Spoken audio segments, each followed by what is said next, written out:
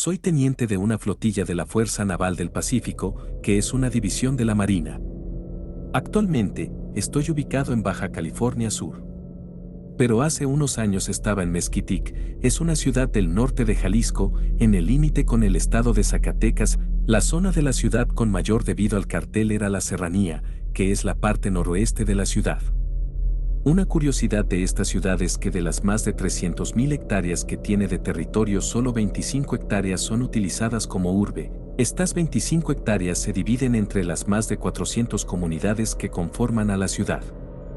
Esto significa que el 99% del territorio se presta para actividades criminales o de naturaleza peculiar. Entre los lugareños era común escuchar historias sobre criaturas de características singulares que por las noches deambulaban por las orillas del río Bolaños. La mayoría de estos rumores se originaban debido a los supuestos aullidos que emitían estos seres. Yo siempre descarté todas esas historias, ya que uno de los animales más comunes de la ciudad es el coyote, y el sonido que emiten estos animales no es precisamente agradable al oído humano. Muchas veces los marinos llegaron a reportar ataques de coyotes que siempre terminaban con la neutralización del animal. Estos ataques por lo general ocurrían en las zonas más altas, donde abundan los pinos y los cedros. Claro que no eran los coyotes los únicos animales que atacaban a los marinos cuando iban tras los miembros del cartel, pumas también llegaron a atacar a los marinos. Lo curioso era que los ataques por parte de pumas y coyotes solo ocurrían cuando se estaba dando persecución a los miembros del crimen organizado. Cuando solo se hacía guardia, diurna o nocturna, no había ataques. Fue durante septiembre, en las noches lluviosas, que los marinos comenzaron a reportar el avistamiento de una extraña criatura. No podían describirla porque no podían verla, pero escuchaban sus gruñidos, los describían semejantes a los que hacen los coyotes, pero mucho más grave y potente, un tanto gutural.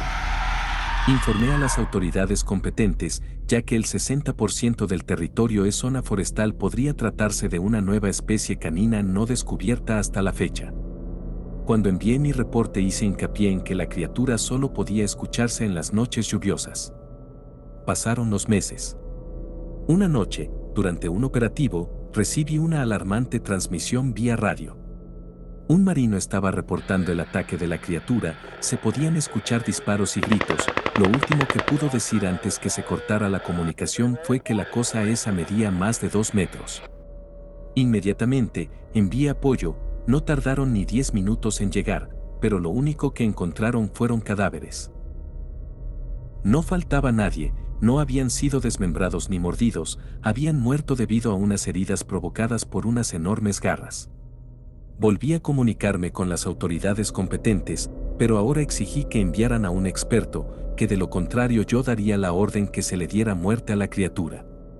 A las autoridades superiores no les gustan los ultimátum, pero yo no iba a permitirme más bajas por un maldito animal.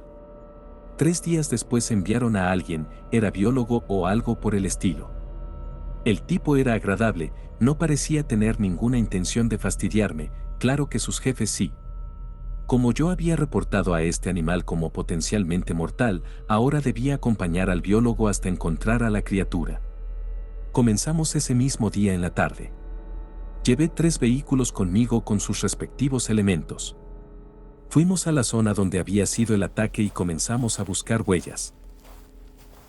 No había dejado de llover en una semana, era lluvia leve, pero yo suponía que eso era suficiente para borrar cualquier rastro. De pronto el elemento Flores informó haber encontrado algo. El biólogo y yo fuimos al sitio para descubrir que en el lodo había huellas, la forma indicaba que claramente eran de coyote, el problema era el tamaño, esas huellas eran al menos 4 veces más grandes que las de un coyote. También se alcanzaban a apreciar las garras, definitivamente eran las que estaban en los cuerpos de los marinos que habían muerto la noche del ataque. El biólogo dijo algo sobre que las huellas indicaban un patrón de caminata diagonal, además que las huellas de las patas delanteras y traseras caían en lugares diferentes, lo que confirmaba que se trataba de un canino. El biólogo sugirió revisar la corteza de los árboles cercanos. Encontramos marcas de garras, de las mismas garras que estaban marcadas en el lodo. Esas marcas estaban por encima de los 3 metros, lo que significaba que ese canino era capaz de trepar árboles o que además de andar en 4 patas también podía andar en 2. Recogimos muestras y el biólogo las envió para su estudio. Él, al igual que nosotros, estábamos completamente asombrados solo de imaginar las monstruosas dimensiones de ese animal. Sabíamos que los resultados de las muestras tardarían en llegar. Así que seguimos rastreando a la criatura, sobre todo en las noches lluviosas. Hacíamos guardia en tal lugar hasta que escucháramos el gruñido del animal. La siguiente noche lluviosa hacíamos guardia más o menos de donde provenía el gruñido hasta que lo escucháramos de nuevo y así por una semana. Hasta que finalmente tuvimos un encuentro con él. Era una noche más lluviosa de lo normal. Había rayos, truenos y relámpagos, el cielo se estremecía mientras la zona se iluminaba de tonos azules y amarillos leves. También hacía viento, aunque no demasiado. De pronto escuchamos ese gutural gruñido, pero esta vez se escuchaba bastante cerca, prácticamente detrás de nosotros. Todos volvimos a los vehículos. Estábamos alerta, preparados para terminar con la vida de esa criatura en caso de que intentara atacarnos. Los gruñidos cada vez se hacían más fuertes. El biólogo dijo que el animal nos estaba acechando, que nos estaba rodeando. Podíamos escuchar el crujir de las ramas cuando la bestia las pisaba. De pronto un poderoso relámpago iluminó el lugar y pudimos ver por un instante a la criatura. Estaba a unos 10 metros de nosotros, de espaldas. Estaba en 4 patas y medía al menos 1,5 metros de alto. Su cuerpo era grueso, como el de un oso, pero su forma era inconfundible. Se trataba de un coyote, un monstruoso coyote. Su pelaje era tan negro que ni la luz del segundo relámpago nos dejó apreciar algún detalle. Un tercer relámpago, pero el animal ya no estaba ahí. Todos entramos en alerta, los elementos comenzaron a apuntar en todas direcciones.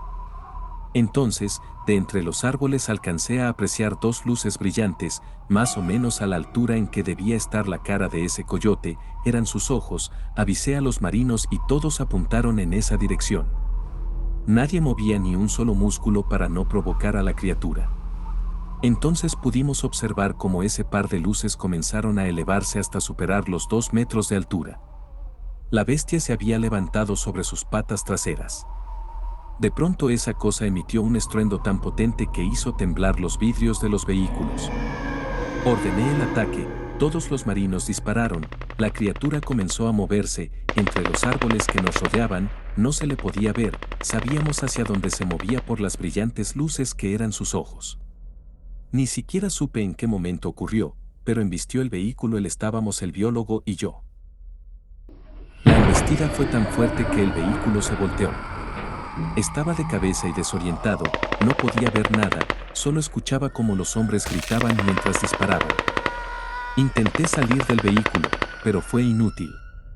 Sin más que hacer, pedí refuerzos. Cada instante se sentía eterno. Sabía que los marinos estaban siendo asesinados porque cada vez escuchaba menos balas y menos gritos. De pronto solo hubo silencio. Sabía que ese era el final.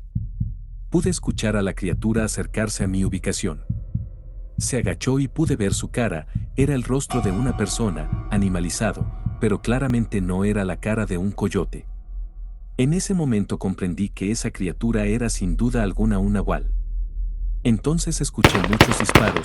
El nahual se levantó y gruñó muy fuerte. Entonces más disparos de mayores calibres cayeron sobre la criatura. El nahual no tuvo otra opción más que huir.